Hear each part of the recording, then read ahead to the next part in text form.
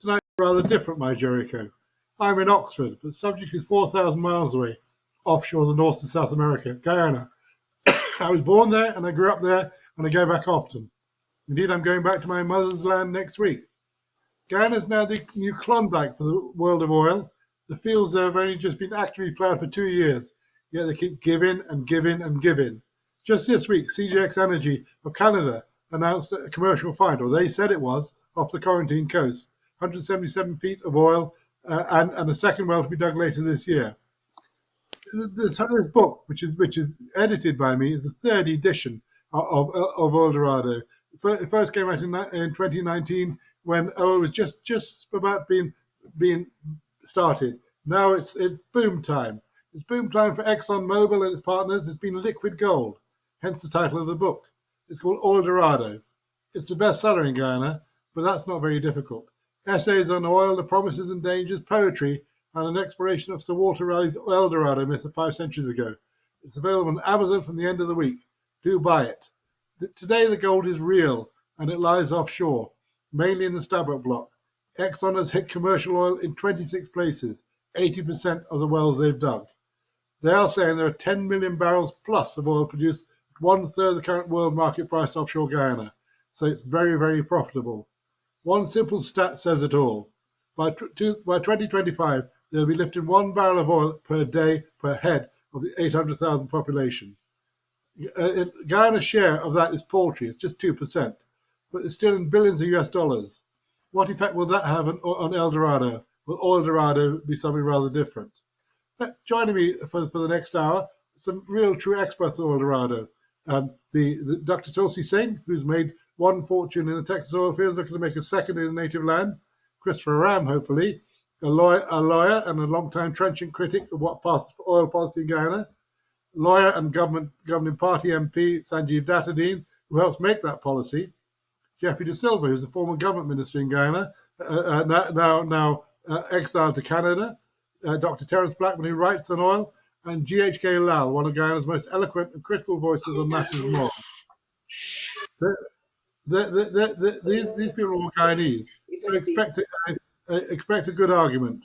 First, though, one of the gurus of oil in the Caribbean, Trinidad and University of the West Indies Professor Anthony Bryan. He can't be here tonight, but I caught up with him in Miami at the weekend. Here he is. Professor Bryan, how much oil is there in Guyana? Well, there is, in terms of reserves, the country probably has 11 billion barrels or more. But right now, the agencies in the United States are trying to reassess the holdings of the Stabroek Block. And they seem to think there's quite a bit much more, But with 11 billion barrels, Guyana ranks 17th at the moment in the world in terms of proven reserves. And that is a phenomenal amount for a new province. So in the words of the oil men, it's a big play. It's a big play. I call it the Holy Grail, in an article some time ago, the Holy Grail of oil and gas in the Western Hemisphere, because the operative figure, I think, is that it has the largest reserves per capita in the world. All right, you have a population of a little more than 800,000 people, but you have that amount of proven reserves.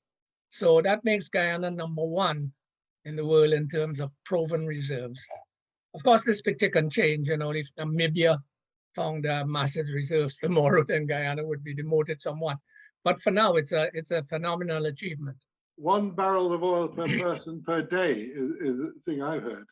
Yes, that's about right. Mm-hmm. So what's all this worth?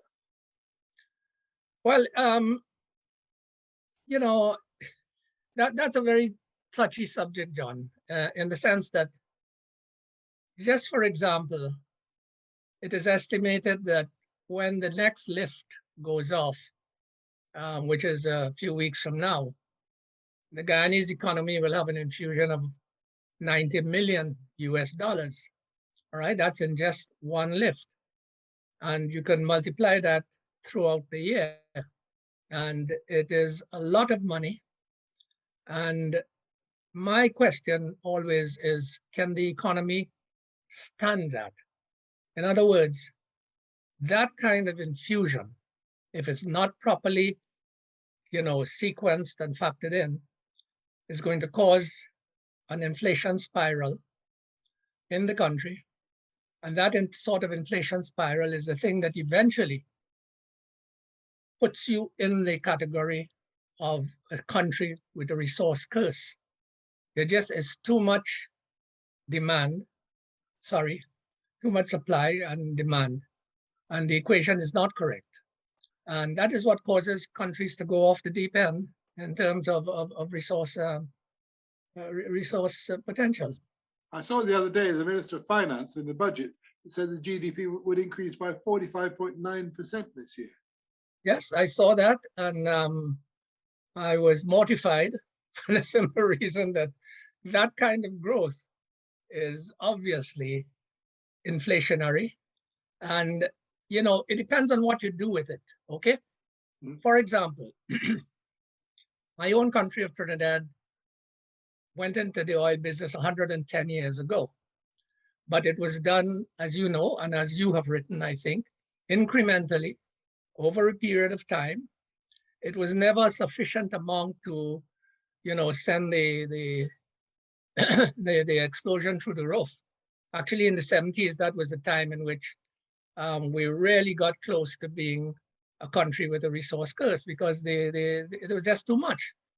Now, if you imagine that is done in Guyana without appropriate, segues, to put it bluntly, and by that I mean what Trinidad did then was to start taking the largesse from oil and passing it on to the population in the following ways: free education right through university, free healthcare for everyone, universal healthcare, subsidized transportation, subsidized basic foodstuffs. In other words, that was one way to make sure that it was just not impacting on the society in such a way that there was no recourse in terms of control. Now, Guyana's just gone to the Federal Reserve Bank in New York, and withdrawn the sovereign wealth fund of $600 million US. Yes, was that wise? What are they going to do with that amount of money? Well, if they do what I just described, the Trinidad did, it might be all right.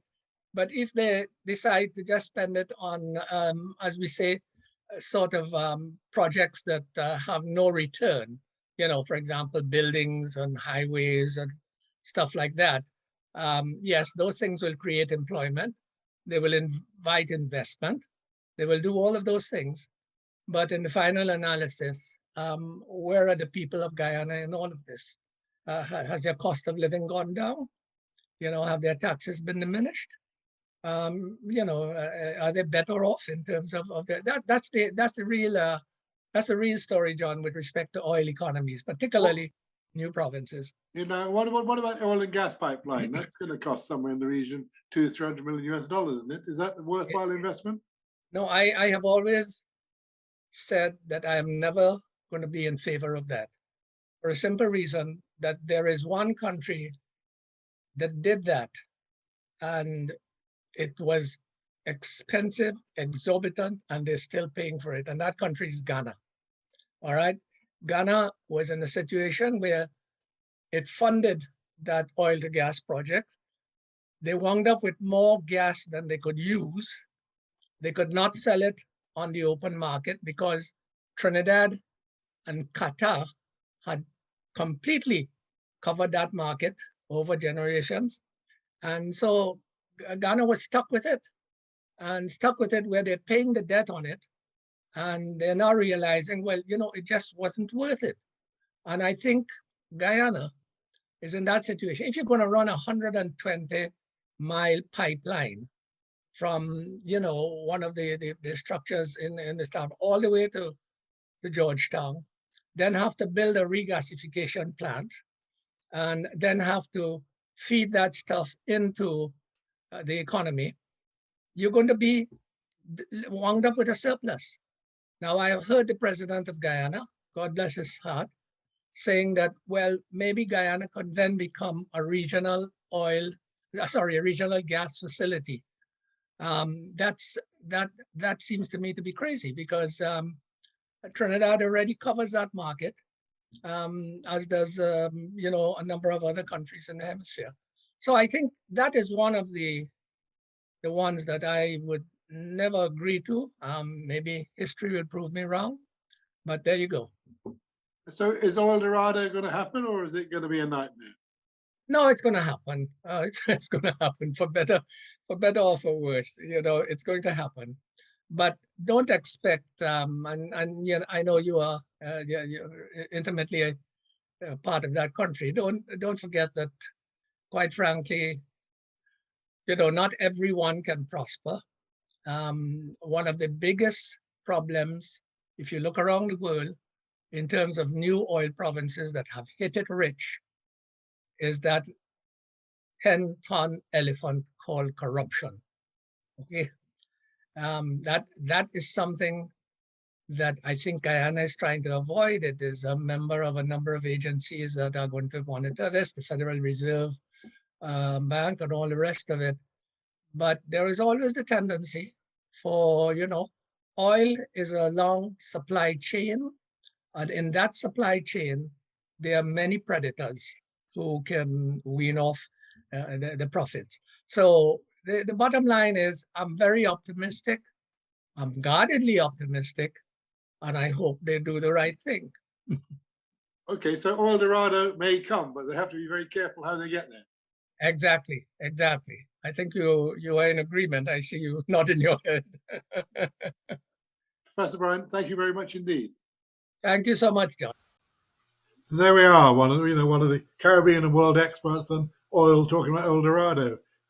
Let's move on, if we can, to Tulsi. You've got a foot in both camps. You were born in Guyana, born in Berbice. You then practiced in Texas. You've invested. You were chairman of a bank in Texas. You made a lot of money out of the Texan oil field. Are you going to invest in Guyana oil? No, sir, I wouldn't. Why Even though not? I'm very optimistic. I'm very optimistic about Guyana. I think there's a tremendous opportunity there. But no, I'm American. I've been in America long. I'm in a situation here where we are producing presently 5 million barrels a day. Now, Guyana is producing 127,000 barrels next year. This year, 2022, it looks like they're projecting 267,000 barrels a day, and by 2027, 1 million barrels a day. And potentially, I've heard John Hess talk about even maybe 1.5 billion barrels a day. Now, relative to the population, that's a huge amount of oil.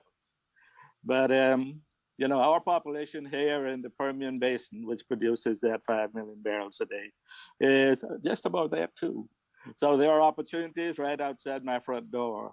And I know the people, I know the law, I know the operators, I know the land. So no, on my part, there's no interest in being a part of any part of Guyana's economy. I think that's for the people who are living there. So has anybody come to you and say, would you partner with us in exploring, or indeed? People in the private sector have asked me if I'm interested in setting up some sort of joint venture with them in different service areas. But again, my answer is no. A couple of people have asked me if I'm interested in serving as a consultant in various agencies. No, I'm not an oil expert. I'm a Guyanese who happened to be at the right place at the right time, got lucky, and I'm going to embrace my luck and stick with it. So none of your hard-earned Texan money, dollars, go into Guyana oil? No, sir. I have no investments in Guyana. So and don't plan on any. Nor am I invested in any oil company or service company that is presently operating in Guyana. So what advice would you give the Guyanese based on your Texan experience? I think there's a tremendous opportunity. Most of us try to help the world become a better place by helping one person at a time. The present leaders in Guyana have an opportunity to help 800,000 people in one shot. They shouldn't screw this up. Now, what about Professor Brian was talking about the elephant in the room, the big C, corruption? How much of a problem? It is there, and oil breeds a lot of corruption. And like you said, the supply chain is long, both up and down. And there are a lot of predators out there, some of them holding the chain. And that's why it's important that every link in that chain be tested for authenticity and reliability and integrity. Do you see signs of corruption rearing its head in Guyana already?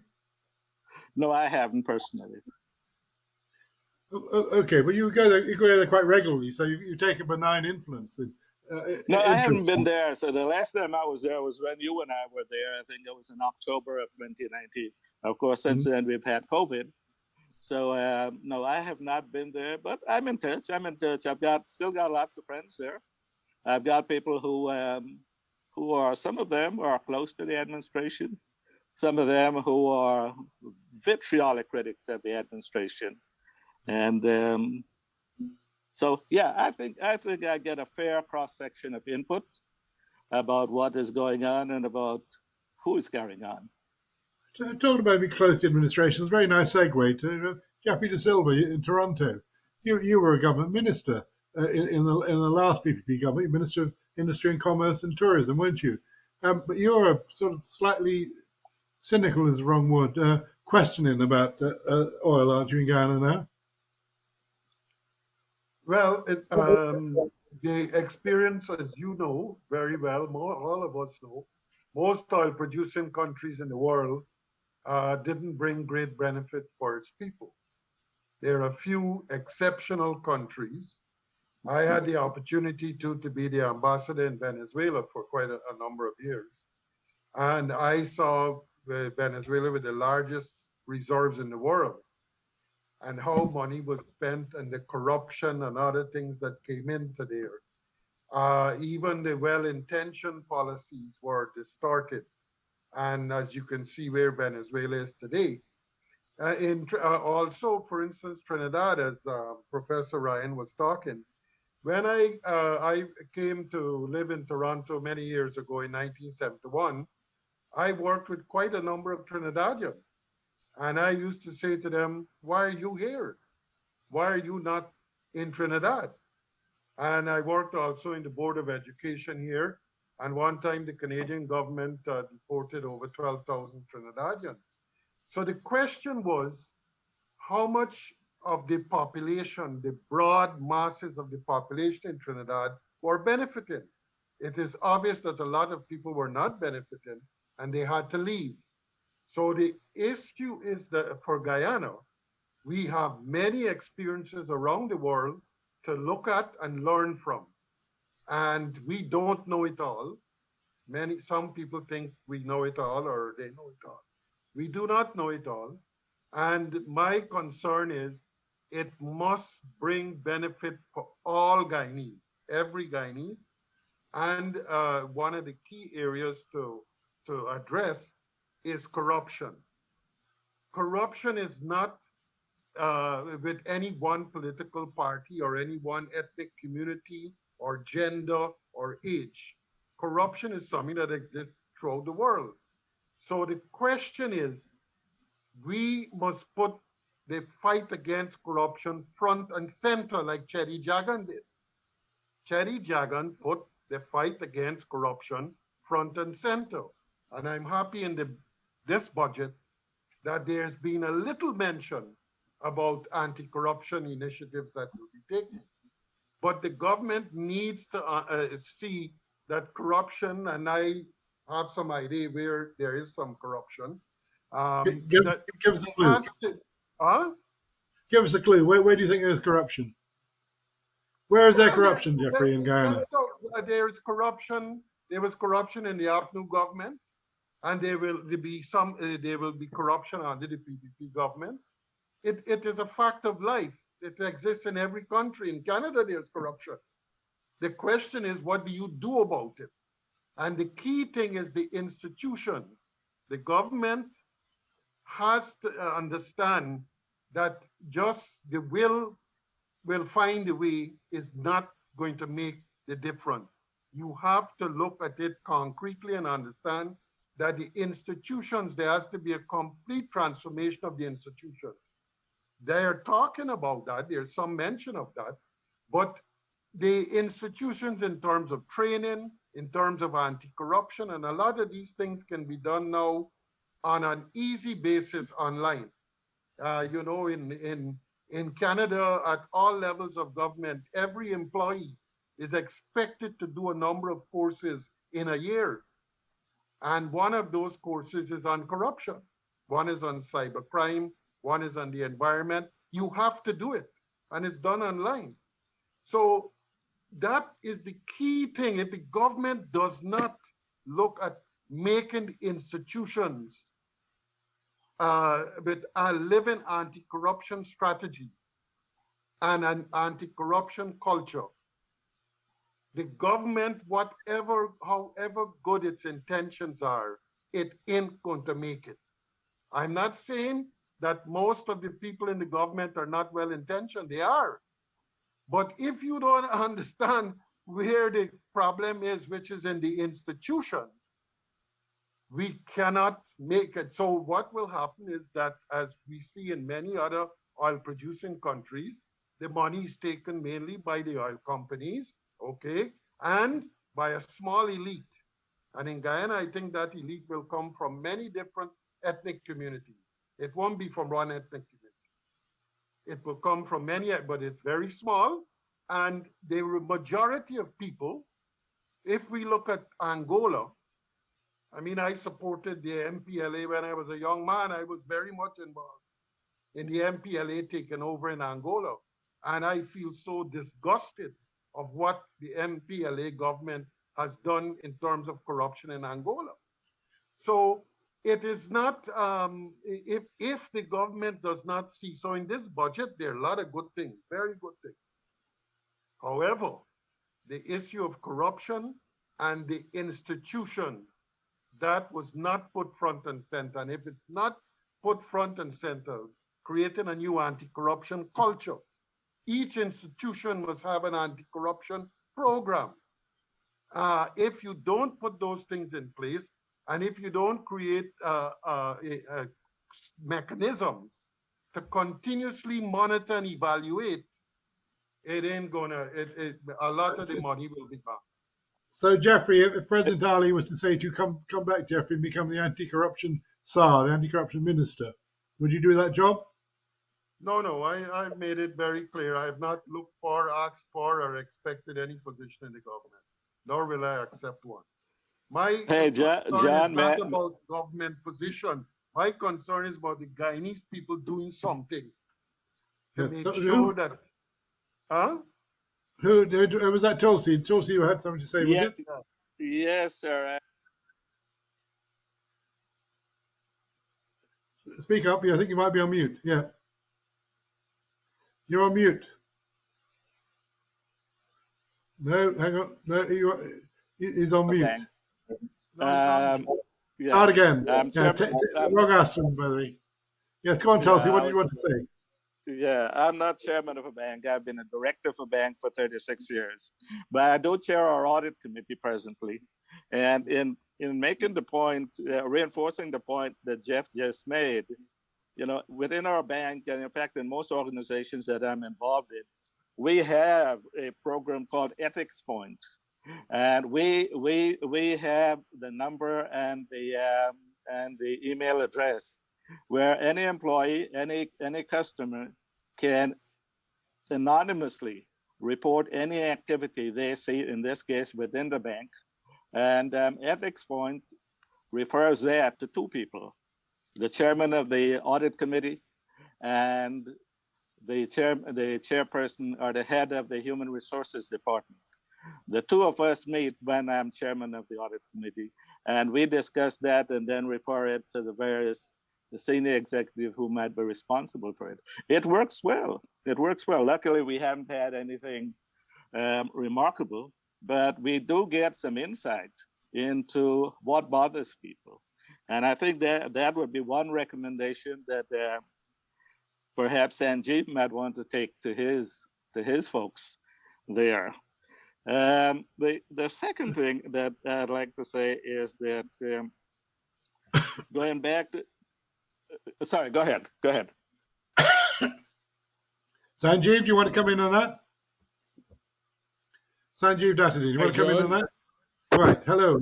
Right, what you want to come in on corruption? How are they going to stop corruption in Guyana? Like everywhere else, it has to be policed. There must be transparency in terms of what we're faced with in the economies that we have. It's down to proper fiscal management, but it's also proper audits. The Auditor General has an important role to play. The Parliamentary Committee, the PAC, Public Accounts Committee, which sits in Parliament and reviews and scrutinizes the Auditor General's report. It's important that do its job. These are things that are built into our legislation. We have legislation that provides for it. There is a perception that the legislation may be insufficient, and there is a perception that the legislation wouldn't be followed. It's not that we need new laws, far from. We need to enforce the laws we presently have. We need to enforce the systems and the procedures. We need to follow, rather, the systems and the procedures that are in place. I mean, at present, if we're speaking of the resource fund, I think the transparency level is fairly high. Go back a second, Sanjeev. Just go back a second. Jeffrey said there should be anti-corruption officers in every single institution. How do you feel about that? Every single government institution. It's not a question of officers as such. It's a question, I'm saying, that in the institutions, there has to be an anti-corruption culture that basically empowers employees as well, that when they see something wrong, they can talk about it and do something about it. It's an anti-corruption program. And the government has said in the budget that they will be working with international institutions and so to make it happen.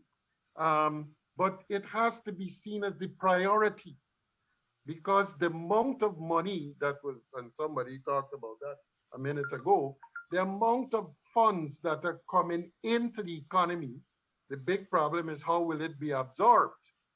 And along with that problem of how it will be absorbed, will be a lot of opportunities for corruption. And the government has to speak up front about it. Cherry Jagan would have spoken up front about it.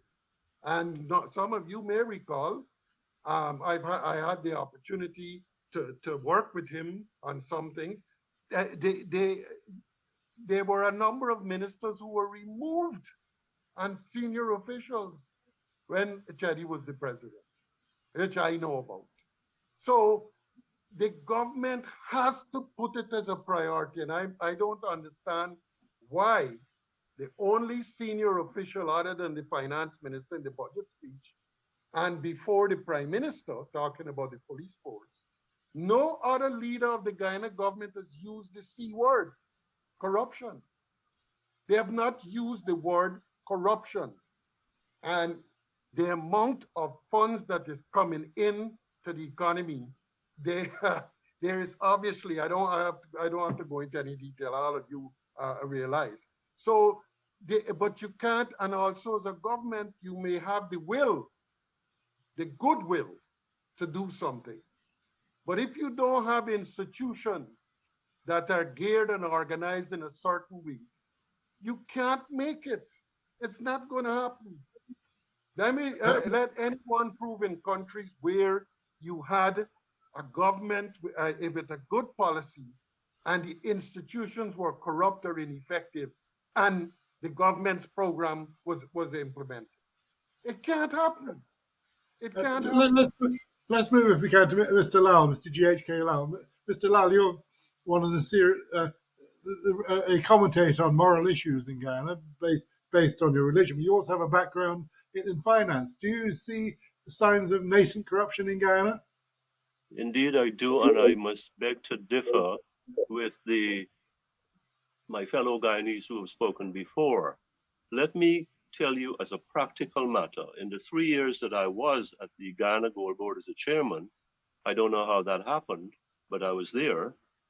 And because there were the rule, the standard, the norm was, look, we don't want to hear about this here. We will not have it here, and we will deal with you, anybody who comes here or who works here, this way.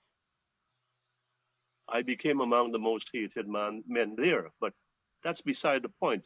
Corruption as something that actually existed, I saw this at the ministerial level, where a report from the United States, its law enforcement agencies, named people, and I also saw that same very thick file at the US Embassy. I was privy to come close to it, and it had about 40 photographs, names of Guyanese who are fingered, and some of them are wanted by Interpol, the FBI, the DEA, you name it. And here's this. Those people coexisted with me tactfully. They were, when pressure was applied to them, they went above to the minister, to the office of the president, and I say, this job here, this responsibility, you can take it and shove it. Of course, I didn't say it in those words. I said it's yours to take back whenever you want, without any reason. Now, interestingly, a number of those same people are closest to the government currently, the current government. So when we talk about corruption, we can have the best of policies, as our honorable MP said, we can have more layers of it, but it makes no sense if it's just there on the shelves. And if we don't have the spirit, we do not have the will to implement and enforce it, and to tell our friends, you are not going to do that here. We're going to tell our colleagues, we are going to tell our neighbors, this is not going to happen here in every ministry, in every state agency. Then I think we can make a start at it. And I think that it exists, and it is an octopus, and that is a huge one. So, That would be a good place to John, start. if it is that anyone knows of any incidents of corruption, then they should report it. If you're a holder of a public office and anything like that happens, there's specific legislation that addresses it, and you should report it. Saying that you're aware of it and doing nothing about it achieves nothing. It doesn't advance the cause that you hope to make, that there is corruption and it should be stamped out. It doesn't advance the cause that you would like to have a different environment. So if you do nothing about it, that's what will happen. But I can say to you this way, there is in our legislation, as it has always been, there are auditors in every ministry. There are persons, there are internal and external auditors. Now, we've gotten excited about the fact that from the Sovereign Wealth Fund, there are going to be large amounts of money put into the budget, which are going to have to be scrutinized. So the position is that can't be the quarrel. There is no reasonable argument for you to quarrel that a government is in control or directs the control of sovereign funds. That's what governments are elected to.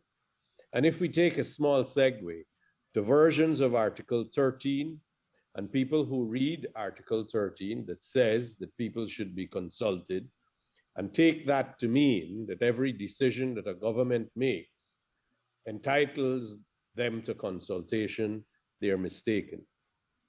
The law can't be read in isolation. Don't read one section of the Constitution and hold it up as to be all of it. Article 13 has always been there.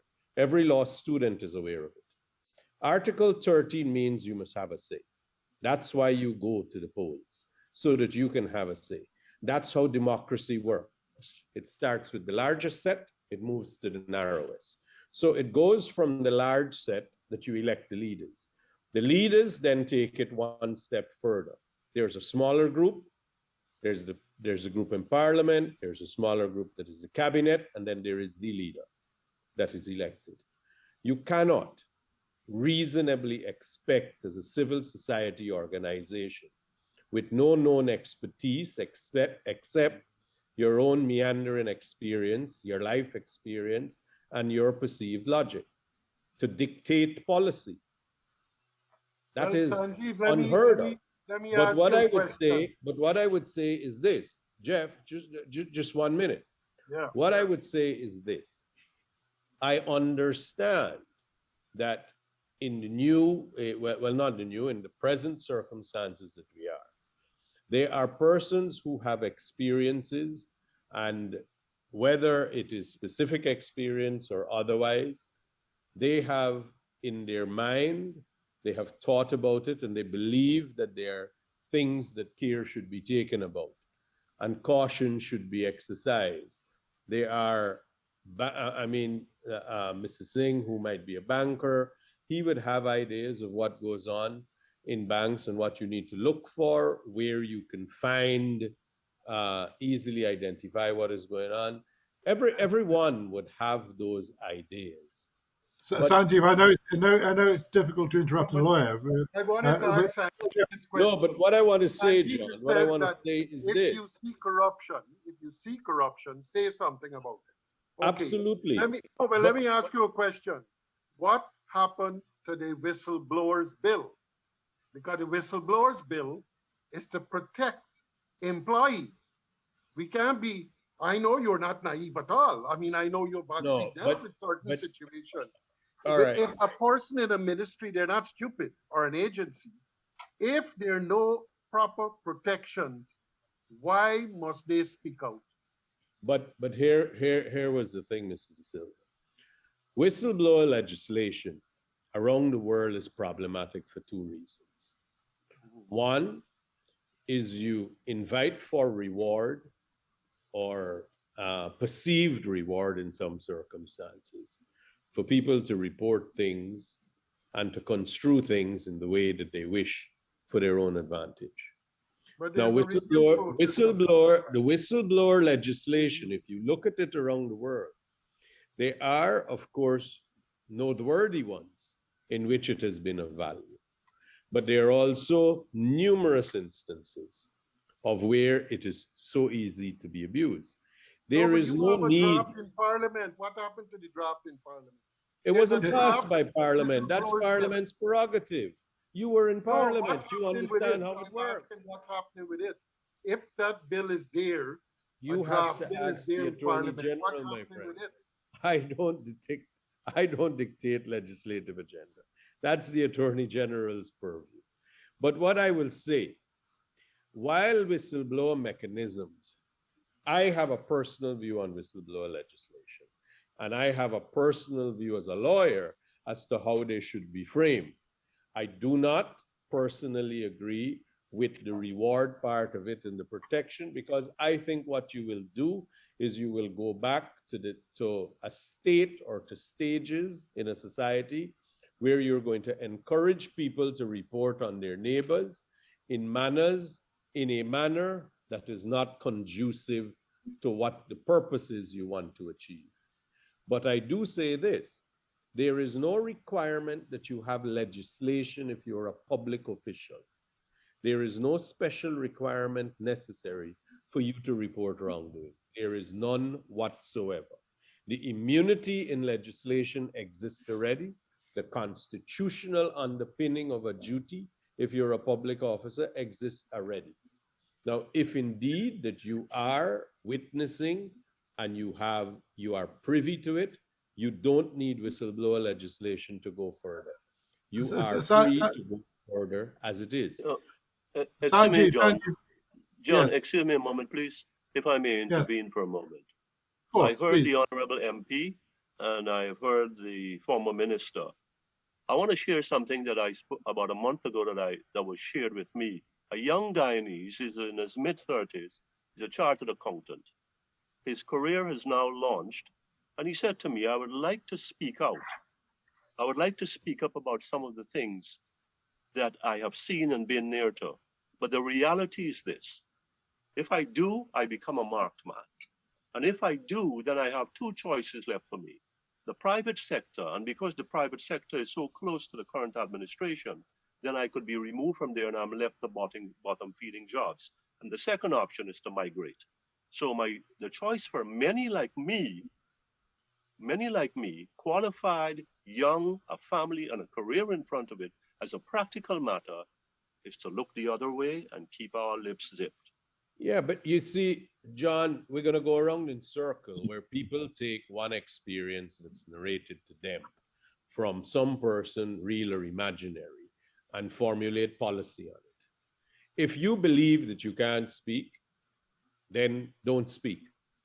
If you believe that the perceptions are what they are and you are seeing wrongdoing, then what you should do is report it and speak. If you are right, I am sure that history and circumstances and society will judge you according to that. Sanjeev, To say that the perception is such from one experience, this is what we have. It's like when we speak of the resort of the NRF bill, and everyone goes around in circles, and you know they tout so many things. What is being touted by people? We should do what Norway does. We should follow the Norway model. The Norway model is great. You know what's not said, John? The Norway started oil in 1969. It created its sovereign wealth fund in 1990. It made its first deposit into the fund in 1996.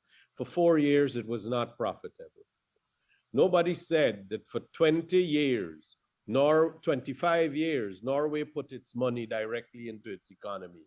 It built infrastructure, it built roads, it built schools, it built hospitals for 25 years. They ignore that. Then we have to take the factor of, look at what a sovereign wealth fund will have to do. It will have to invest the money in a project that is going to be beneficial. It's going to have to be profitable. My friend on this program, the banker, would tell you far more than I can. The risk of investing money and getting a rate of return that is safe, and the risk that you will get when you get 4% or you get 2%, whether that's good, whether you should try for 8%. How do you take a poor country's wealth and you risk it on an investment where you can't be actually, very... John, can I respond to? You can't be assured. Is that Terence? Just 1 second. Yes, it is. I actually felt that what I would say is this: it has to be a balance. Right now, Guyana is a poor country. Make no bones about it. We need roads, we need schools, hospitals, we need infrastructure. If we put the infrastructure in place, the people, every citizen then has an opportunity for a better life because they can take advantage of that infrastructure. But the state must do the framework. That's their obligation. Sanjeev, let Terence speak. Terence is contributing. Yes, I actually think this is a really interesting part of the discussion to enter. Right? So when you talked with me, I sort of wanted to think about the National Resource Fund in a more broader, sort of higher level perspective. And so as I've listened to the discussion around, the potential negative impacts of corruption, the small elite, the sort of negative example of Angola, the need for institutions geared towards specific outcomes. And so I looked at the purposes of the National Resource Fund. This was before the discussion of the changing of the fund and the questions having to do with its administration, et cetera. And far be it from me to comment on the sort of administrative structure that ultimately holds in this context. I can offer comments in this way, but I thought on reading from a distance that really key was the sort of equitable transfer of Guyana's resources across generations. So, to address issues that Tony Bryan raised earlier around the volatility uh, to address issues of sort of the really kind of making the society less competitive. I thought of all of the reasons for the National Resource Fund, the key was to sort of equitably transfer this wealth across generations. And it's in that respect that I wanted to sort of just caution our colleague, Mr. Datadin, here this evening. I think the Norway really does provide a really good example. And the fact that Norway took 20 years is no reason for Guyana not to take 20 years, right? So it's not an effective argument. I think if you ask, do you want to transfer wealth across, is there going to be wealth for Guyanese 25 years from now? Is there going to be wealth for Guyanese 50 years from now? Well, then clearly, as one of the folks noted, we need to have some explicit intention that is carved out in the laws of Guyana that seeks to sort of say, this is what we're going to do. And I think to sort of dismiss the example of Norway when because it started later, because we've done I don't think it's sort of the most effective way to approach it. And so I wanted to really strongly underscore that point. It is really important for Guyana and Guyanese to think very clearly about how you transfer the wealth across generations. And these issues of administration, in a sense, it's sort of red herring. It's about what is the policy that affects the transfer over generations. And I think that when you think about that, then whether you get 2% or 3% or 7% or 11%, this is not rocket science in the financial industry to manage a fund that will return some dollar on investment. So I think we should be less dismissive of the example that Norway provides for us. Terence, if you've been advising the government, would you have said empty the sovereign wealth fund that was in the Federal Reserve Bank, $600 million US? Would you have brought that back to Guyana? Absolutely not. I think that, I mean, I think we have an opportunity. So the point here is that you can do the math. I mean, it's very easy to do the math. What one should see is that from every lift, there should be some specific amount that is fixed and clearly delineated as the generational fund. We can't spend the principal and then expect to earn interest on it. And you know, in a sense, the article that I wrote for you was a sort of extreme case. I sort of said, you know, does anyone have the will in the Guyanese context to say, you know what, for the next 25 years, let's not spend this money? Given the kind of confusion that we have, given the potential for inflation, given all of the challenges, let's sit on our nest egg and let's grow it for 25 years. Guyana is a fairly young country. Population is relatively young. So someone who's 25 today, the vast majority of Guyanese are I can't remember the exact number, but the significant population of the country is very young. So in 25 years, they will still reap the benefits of it. So I do think. May I interrupt there? Blackman, In 25 years, there will not be 800,000 Guyanese. There'll be 800,000 Guyanese living where I'm living, where you are living, where Jeff is living, if you keep that money sitting in the bank and let it earn. Okay? What we need to do before we can transfer wealth to the next generation, we have to have the wealth. Okay? And this 2% or 6% or 7% is not absolutely not so. It's going to be a minimum of 14.25%. Okay, until all the recoverable costs are met. Whether that hold on. That you could hold on until the recoverable costs are met, and after that, it can go up at $80 or $89 at all is closed. It will be 32%. Okay, now sure it's back-ended. Okay, so I do not see a problem. Like Sanjeev said, Norway waited for 20 plus years before they started to fund that. I'm not recommending that at all. Okay. As for in my paper, I think in the early place, you'll see that I've divided man into 4 buckets. We have quarter state in there. But at least to start with, this is where the money is needed. The healthcare, the security that I want to see when I go to visit. With respect. The emergency healthcare that I would like to see in case I get into an accident. The ambulance that I want to see that picked me up within 3 minutes of an accident, that should be done now. Those people who are 25 years old now will be 50, but the guy who is 60 will be long dead. But that with fair? respect, I would say no. it is a generational, it is a country, it's a once in a lifetime opportunity for the country. And so we have to be able to make some strong decisions. And one decision you can't make is to squander all of it now. And one decision you can't make is to say that Norway took 25 years before they started saving. And so therefore we should take 25 years before we I start don't think saving. anybody is saying that. Dr. I don't think Blackman, anybody No, is so saying that. I my never question said that. then would I be, gave when the do we start example saving? of what happened in Norway. But I'm also saying to you, who says it's going to be squandered now? Somebody, at some stage, you're going to have to trust the government to invest it and make the right decisions. What is going on is essentially you want to allocate money for those that are coming 25 years. What about me? I appreciate you want to take care of my son. But what about me? What about our What about grandparents? those of us who live here now? Yeah, What are we supposed to do? With respect, Secondly, Dr. Black, provide me the opportunity. for you to say there is no provision towards the further generations, you got to read the act. The act is very clear. It sets out a clear, so nobody interferes with it. No minister, no anybody. The act says when you take in at the end of every year, the first 500 million, you can take that and put it in the budget. You can take a percentage of the next and a percentage of the next and a percentage of the next.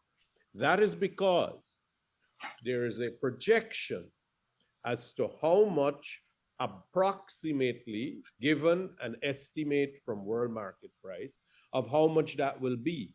It will not empty the fund every year if world market prices are what it is.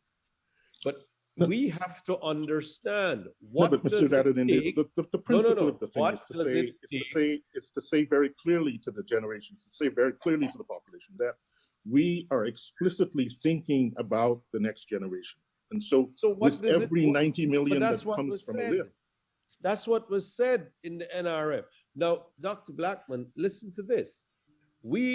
For those of us who live here, not live overseas and have roads, trains, telephone, internet, electricity, and tell us here what we should do with the funds while we build a better future.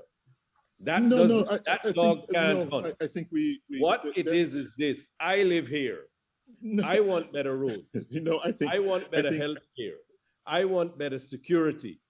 I want a society that mirrors a first world country in what it has. Now, the estimations are easy. We get so much from oil. This year, it is estimated to be 900 odd million. If the prices go a little bit more, it'll be $1 billion. Of that, the first 500 million is to provide infrastructure. And then we get to the percentages of the remainder. Now, as has been pointed out, we are going to get more money later. When that more money is being done, because production will be higher, kind of thing that repayment would be substantial. That's the kind of thinking, permit me once. No, but let me finish. Let me just finish. Production will be higher, repayment will be further along the way. Then more money would be saved at that stage. How can we, with an exchange rate of 216 to 1, think that an electricity at 30 cents a kilowatt hour, how can we think that it's reasonable that we would have the opportunity and the basis of improving people's lives and we say, no, you wait? This is the equivalent of a parent who has the money to send his child to school, and he says, I'm not going to pay for it. I'm going to pay for your children. We've got another 5 minutes. Terence, let's not speak over each other. Let's Sanjeev, let Terence permit me a chance to speak. Let's not speak over each other. let's take for now, Guyana has already been involved in the oil production. They have already, resources have already come to Guyana. To what extent, if I were to ask you the question, to what extent has the broad mass of Guyanese benefited thus far from what has happened? I think it's Yeah, the national. money is They've only been now being they've taken out. been they've been grants given out because Yeah, of COVID, without which is a doubt. unique and separate circumstance. But the roads have improved. House lots are being given out much more.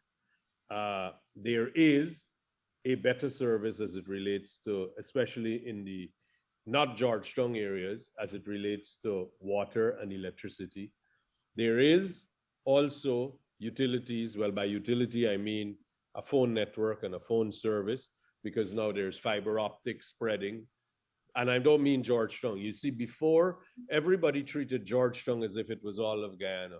And the people who live in the outlying areas and in Berbice and Essequibo only a few months ago they moved from dial-up internet.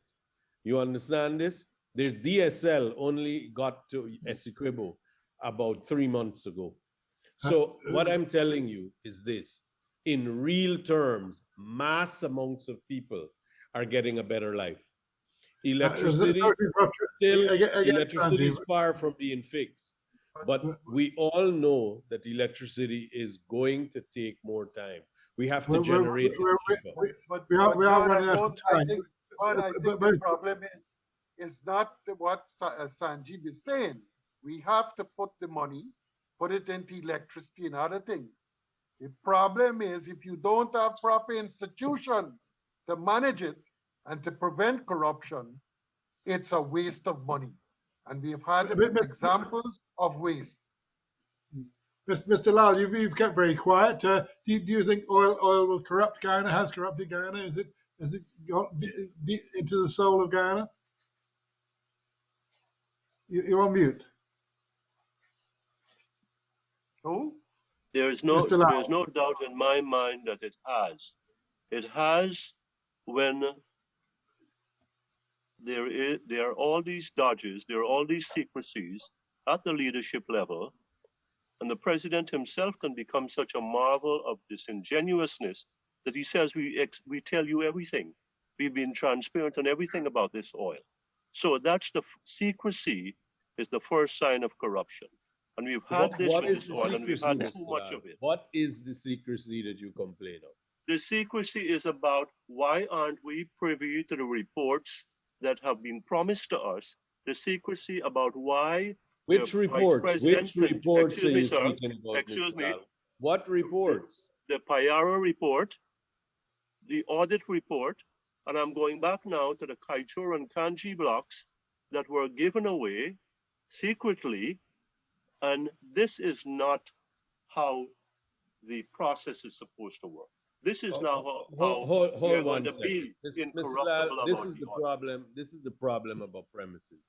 One, my understanding of what is in the public domain is that the audits have not been done, and that the audits are being undertaken by a group that are supposed to be local accountants, and they have a timeline to finish by June. I believe that a deadline has been missed, but if you look at the contract that was signed, fortuitously or otherwise, quarantines is a reason for extension. And no one can doubt that not only Guyana has been quarantined, the whole world has been quarantined. So there are devices for which that time can be extended. Now, folks, I know there's Guyanese you don't believe in finishing on time, but we are going to finish on time. I'm going to ask you all for a one-word answer. Are you hopeful that for Oil Dorado, you hope it's going to lead to something better? Jeffrey De Silva? I think that there is an optimistic future, provided the government recognizes first. One word answer. None of us know it all. That attitude of some people, my colleagues, of doing it all is one of the worst. It could lead to a terrible situation. Also, a mindset that if certain people are given particular situations over others of the same ethnic group. I'm not talking ethnicity here strictly. If those things are not dealt with, are not addressed, that is, especially I speak about it, about the corruption. We all know what corruption has done to Nigeria, what it Okay, has done to Angola. Jeffrey, They sorry to be will do rude. it to Guyana. Let- So let- I let- am let- saying that based on what the government, I am very impressed with a large part of this budget, and I will be writing on it. I am very impressed. This budget could stand up to many other budgets around the world. The issue is, how do you make it happen? That's the question. Okay, that's a nice point of view. Dr. Singh, are you optimistic in one sentence? You're American. Well, you may I have three sentences?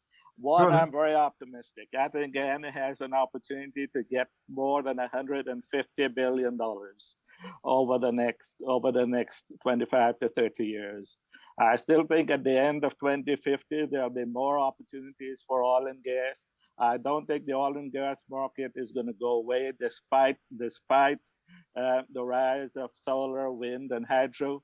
And if I may give myself an accolade, Mr. Chairman, when I gave my Maury House talk in July of 2019, I did, and if you look at my slide number 11, I asked the question, how much would Guyana get from oil in 2021?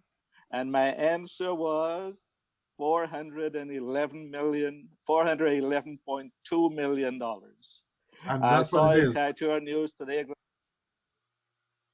Yeah, right. 57. Dr. Blackman, Terence Blackman. Hold on, Morphy, 357,000,000.2 and 52 million in royalty, making 409.2. And that, sir, is 99.51%. And every time I score 99.51% right, I take a bow. Thank you. Okay, Dr. Blackman, you're chairman. You're a mathematician. In Where three I started, sentences, I optimistic think about El Dorado. so I'm extremely optimistic. Sentence one. Sentence two, the current value of Norway's pension fund is 1.4 trillion US dollars. What I hope is that my learned friends in Guyana recognize the importance of saving early, saving often. And if they do this, they can put Guyanese on a floor beneath which we can't go below. I'm not against the investments that are necessary to be made in education and infrastructure, etc. But I think you can do that and make a concerted effort today to start saving for future generations. Thank you. Mr. Lau, are you optimistic for the future of El Dorado? My three sentence, I can be optimistic, but only if we develop the resolve to do it right, to oversee it right, to get value for our money. Secondly, currently, I don't think we are there. I, like MP Datadin, live here. I've returned here. So I know where I would like to see this country be. I think it will take a while. And third, if we put our heads together, and it can't be one side or the other, then we will get somewhere. And that will make me the most optimistic around. Sanjeev, here's the challenge. 3 sentences. Are you optimistic? I'm optimistic. I think we've got the right mix. I think it's important. John, you know the phrase in French and can say it better than I do, but don't let perfect stop good. We have to get this done. And it might not be the perfect system, but it's a good system. We might not be doing the perfect thing, but we're doing what is the best possible option. And don't let us not do anything because we're in search of this elusive perfection. Perfection is subjective. Everyone wants their opinion to win. It doesn't always work that way. It must work for a collective. We have to take a country that is a poor country, and we have to drag it into the first world. And for that, it takes money, it takes our resources, and it takes our resolve. And if it is that there is, or there turns out to be, that things are not going right, and there's corruption or there's anything, we have that opportunity to fix it. Right now, everyone is talking about the fear of what could go wrong, not what is going wrong. So far, everyone is talking about what they fear or what they perceive in their mind's eye to happen. I think we have to move. We can't keep sitting on the sidelines. Guyanese people, I'm sorry to be so like your mother, but okay, we have to move on. We have to move on as well. Now, perhaps we could see the book cover, because this has, believe it or not, been a 1 hour plug for a book called Dolrado, Guyana's Black Gold, which is in its third edition. You can buy that on Amazon this week, and you can probably buy it in Guyana the week after that. Do go and buy it. It's got 30 essays from very well-known people. Some of them are on screen today about the oil boom in Guyana. But one thing's certain, the discussion will go on in Guyana for a long time, and so prosperity will as well. But thank everybody. Thank you very much indeed. I'm sorry I interrupted some of you, but that's life. And good night and good afternoon. Thank you. Have Thank a you. wonderful Thank you. afternoon. Thank you, Good all of afternoon, you. Thank you. colleagues. Thank you. Bye bye, Bye. gentlemen. Thank you very much. Enjoyed it. Best to everybody.